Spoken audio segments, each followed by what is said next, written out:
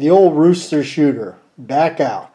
And I tell you, you know, when I got into these single actions, that was it right there. That's what really got me interested in them, is punching out those big pieces of brass.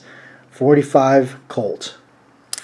Definitely a special kind of love for these. I mean, there is something about having those big chunks of brass come out and a single action like this one. I bought the Rooster shooter here years and years ago. I saw it in first being advertised in the American Handgunner magazine or something, and I just said, you know what, I gotta have that thing.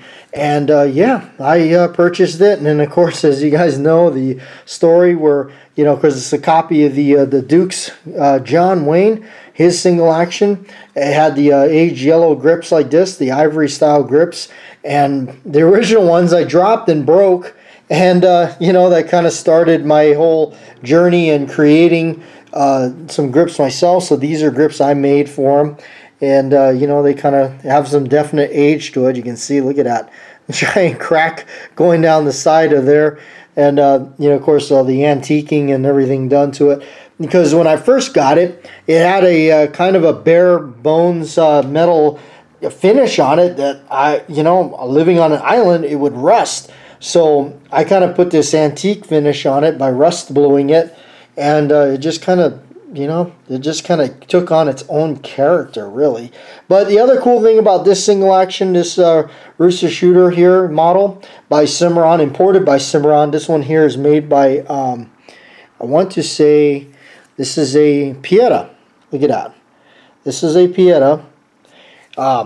This has actually been in a film. I lent this to a film project that was being done out here, directed by the Riffle brothers, called A John Doe Western. This one was featured in that. I actually got to go to the theater and see the premiere on it, and I got to see this thing on the big screen in all of its glory and everything, become a full-blown movie star, which I loved it, with this exact grips on it that I made.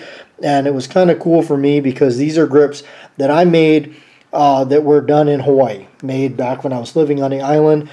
So these are materials and everything bought locally and made by me, by my hand, in Hawaii, where I bought this originally. And I've traveled all the way out here to the desert with it and kept it. It's also I got to wear this and walk around old Tucson studios with it and check everything out. So this one's got quite a history with me. I can never really get rid of this thing because of its history, and what I would get for it would be nothing, be insulting.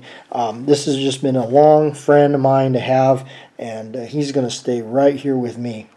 So, really cool. I thought I'd share that with you and bring it out.